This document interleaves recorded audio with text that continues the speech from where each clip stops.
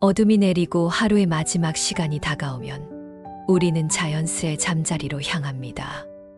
그런데 혹시 잠들기 전 무심코 하는 작은 행동들이 우리의 생명을 위협할 수 있다는 사실을 알고 계시나요?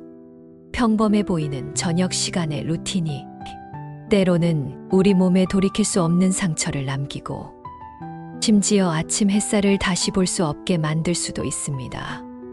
70대 중반의 김 씨 어르신은 매일 밤 잠들기 전 습관적으로 물을 많이 마셨습니다. 건강을 위해서라며 하루 권장량을 채우려다 보니 저녁 늦은 시간에 몰아서 마시게 된 것이죠. 어느 날 밤 평소와 다름없이 물을 마시고 잠자리에 들었던 김 씨는 새벽에 갑작스런 호흡곤란으로 응급실에 실려가야 했습니다. 의사는 과도한 수분 섭취로 인한 심장 부담 증가라고 진단했습니다. 60대 후반의 박 씨는 건강관리에 남다른 관심이 있었습니다. 저녁 식사 후 소화를 돕기 위해 격렬한 운동을 하는 것이 그의 일과였죠. 하지만 어느 날 밤 평소보다 더 열심히 운동을 한 후 잠자리에 든 박 씨는 심장 두근거림과 함께 잠을 못 이루었고 결국 부정맥으로 병원 신세를 져야 했습니다. 이런 일들이 남의 이야기가 아닙니다.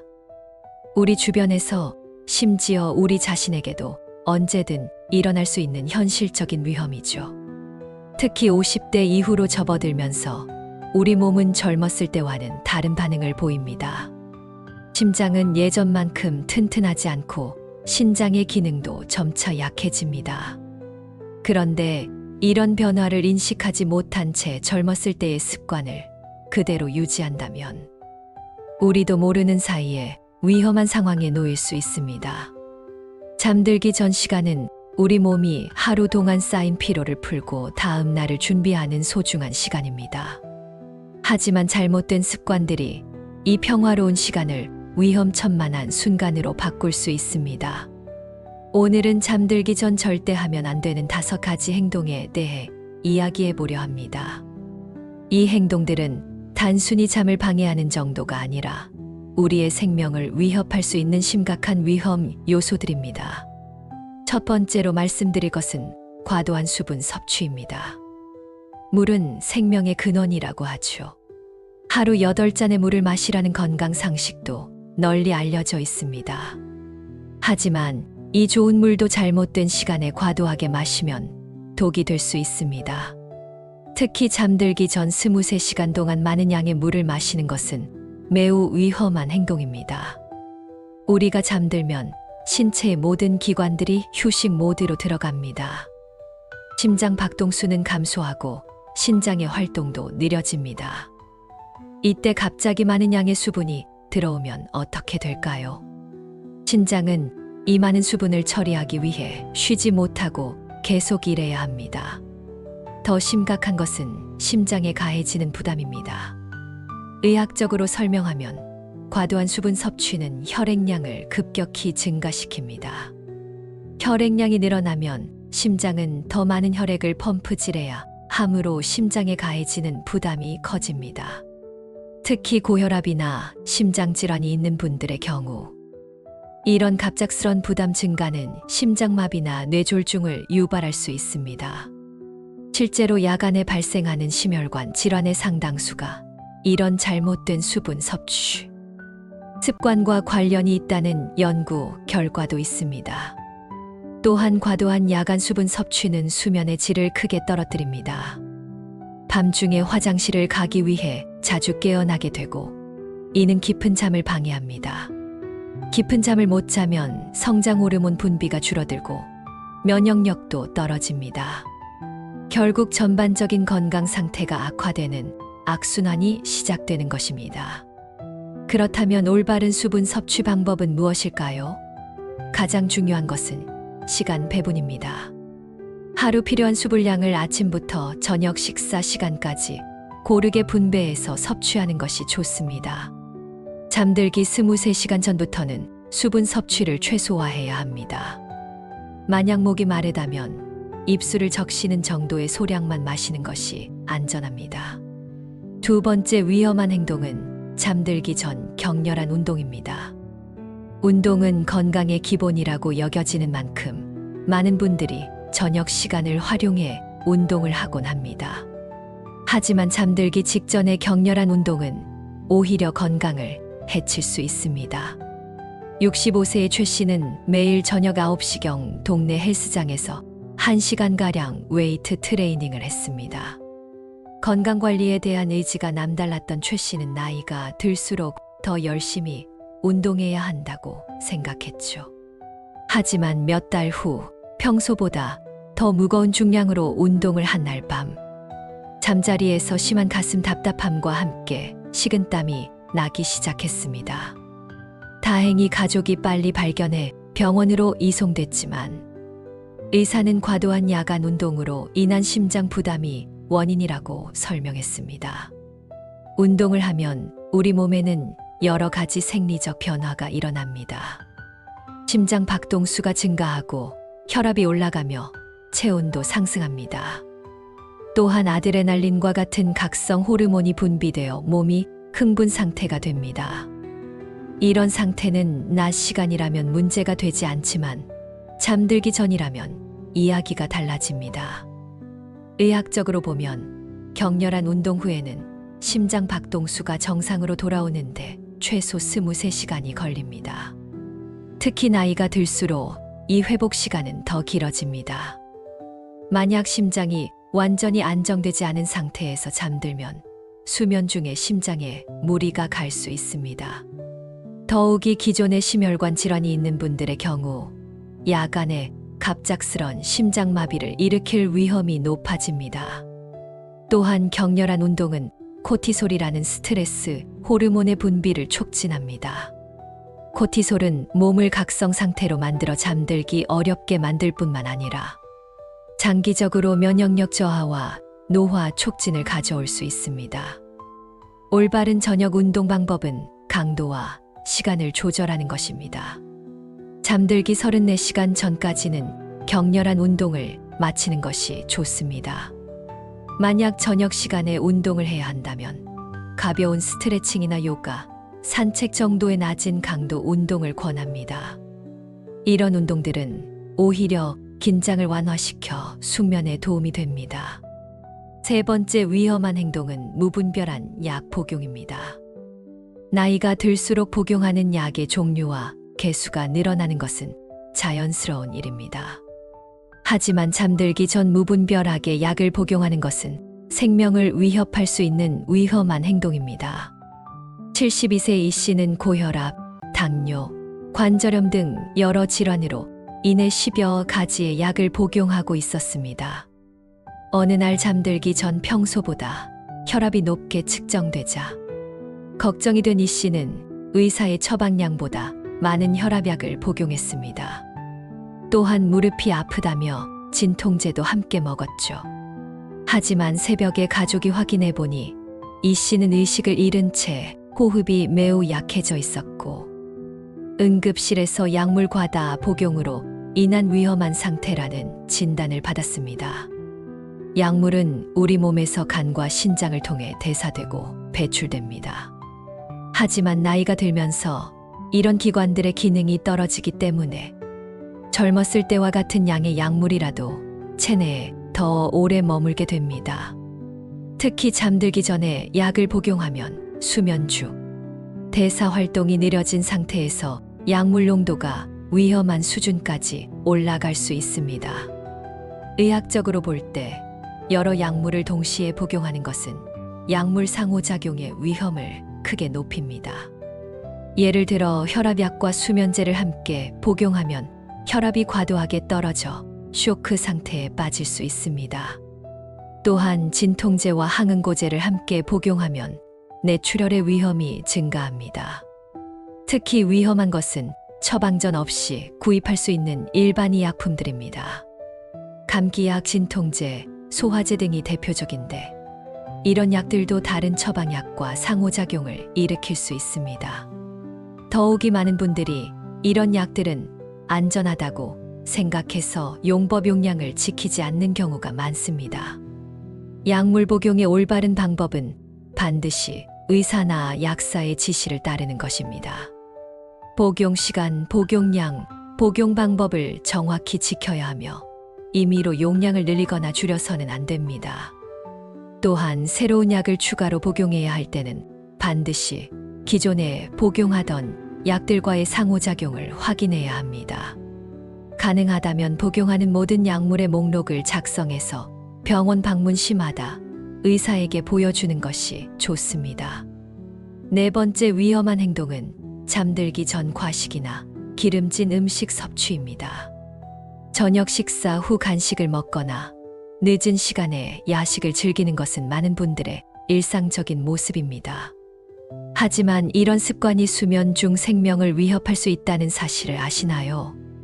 68세의 정 씨는 매일 저녁 11시경 치킨이나 족발 같은 기름진 음식을 야식으로 즐겼습니다.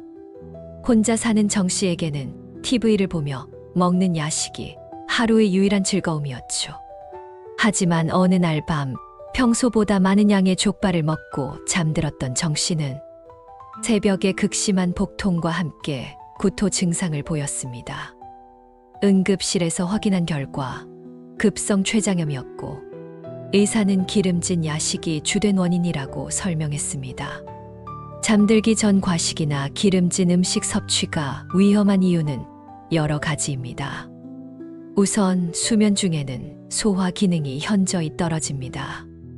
위와 장의 움직임이 느려지고 소화액 분비도 줄어들죠. 이런 상태에서 많은 양의 음식이나 소화하기 어려운 기름진 음식이 들어오면 소화기관에 큰 부담이 됩니다.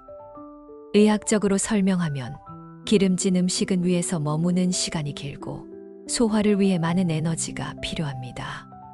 특히 나이가 들면서 위산 분비가 줄어들고 위장 운동이 약해지기 때문에 이런 음식들이 위에서 발효되면서 독성 물질을 만들어낼 수 있습니다. 이런 독성 물질들은 혈류를 타고 전신으로 퍼져 염증 반응을 일으키고 심한 경우 폐혈증까지 유발할 수 있습니다. 또한 과식은 횡격막을 위로 밀어 올려 폐의 활동 공간을 줄입니다. 이는 수면 중 호흡 곤란을 일으킬 수 있으며 특히 수면무호흡증이 있는 분들에게는 매우 위험할 수 있습니다. 더욱이 소화를 위해 혈액이 소화기관으로 몰리면서 심장과 뇌로 가는 혈액량이 줄어들 수 있습니다. 이는 심장마비나 뇌졸중의 위험을 높입니다. 기름진 음식은 또한 역류성 식도염을 악화시킬 수 있습니다. 누워있는 상태에서 위산이 식도로 역류하면 심한 경우 위산이 기도로 들어가 질식을 일으킬 수도 있습니다. 실제로 수면 중 갑작스런 사망의 원인 중 하나가 이런 위산 역류로 인한 질식입니다. 올바른 저녁 식사 방법은 시간과 양, 그리고 음식의 종류를 조절하는 것입니다. 저녁 식사는 잠들기 최소 34시간 전에 마치는 것이 좋으며 양은 평소보다 적게 먹는 것이 바람직합니다. 음식의 종류도 기름진 것보다는 담백하고 소화가 잘 되는 것을 선택해야 합니다. 만약 잠들기 전 허기가 진다면 바나나나 우유 같은 가벼운 음식으로 공복감을 달래는 것이 안전합니다. 다섯 번째이자 마지막 위험한 행동은 잠들기 전 스마트폰이나 TV 시청입니다. 현대인들에게 가장 흔한 습관 중 하나이지만 이것이야말로 우리가 생각하는 것보다 훨씬 위험한 행동입니다. 75세의 한 씨는 매일 밤 잠자리에서 태블릿으로 드라마를 보거나 인터넷 뉴스를 읽는 것이 일과였습니다. 나이가 들어 잠이 안 온다며 시간을 보내기 위한 방법이었죠. 하지만 점점 잠드는 시간이 늦어지고 새벽에 자주 깨어나게 되었습니다. 결국 만성불면증으로 발전했고 이로 인한 스트레스와 피로, 누적으로 혈압이 급격히 상승해 응급실을 찾게 되었습니다. 스마트폰이나 TV의 화면에서 나오는 블루라이트는 우리 뇌에 낮이라는 신호를 보냅니다. 이는 멜라토닌이라는 수면, 호르몬의 분비를 억제해서 잠들기 어렵게 만듭니다. 더 심각한 것은 이런 디지털 기기들이 뇌를 과도하게 자극한다는 점입니다. 의학적으로 보면 디지털 화면을 보는 것은 뇌의 각성 상태를 유지시킵니다. 특히 자극적인 내용의 영상이나 감정적인 반응을 일으키는 뉴스 등은 스트레스, 호르몬인 코티솔의 분비를 증가시킵니다. 이런 호르몬들은 심장 박동수를 높이고 혈압을 상승시켜 수면 중에도 심혈관계에 부담을 줍니다. 또한 누운 상태에서 작은 화면을 보는 것은 목과 어깨, 근육에 무리를 줄 뿐만 아니라 안압을 상승시켜 녹내장 같은 안질환의 위험을 높입니다. 특히 어두운 환경에서 밝은 화면을 보는 것은 동공이 급격히 수축과 이완을 반복하게 만들어 안구에 극심한 스트레스를 줍니다. 더욱 위험한 것은 수면 부족으로 인한 면역력 저하입니다. 충분한 수면을 취하지 못하면 면역세포의 활동이 떨어져서 각종 질병에 쉽게 노출됩니다. 특히 노년층의 경우 면역력이 이미 젊었을 때보다 약해진 상태이므로 수면 부족은 치명적인 결과를 가져올 수 있습니다.